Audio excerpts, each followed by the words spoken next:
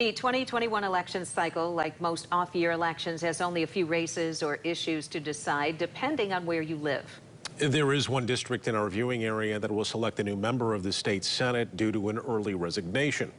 Political reporter Rick Albin in studio with details on that. Rick. Susan and Brian, former state Senator Peter McGregor left his seat to become the treasurer for Kent County.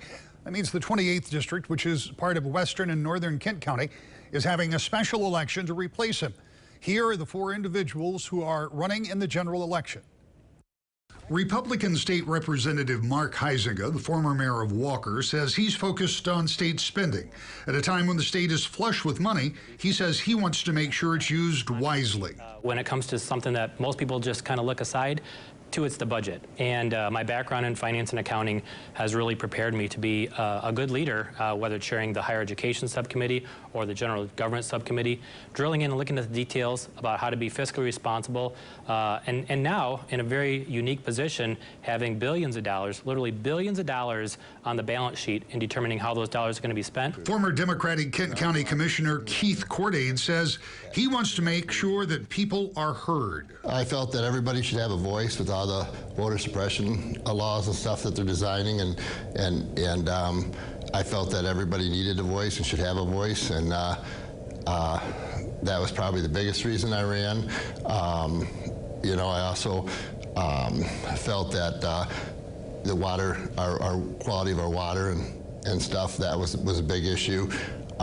Infrastructure, our education system. I feel that we're losing a lot of our good teachers to other industries. The U.S. Taxpayer Party of Michigan candidate is electrical contractor Theodore Gerard, who says his real-world experience would translate to public office. So I've spent the last 40 years in the business world effectively as a troubleshooter and problem solver. And when we look at our state government, there are many problems that either people don't know how to solve or they're not willing to solve.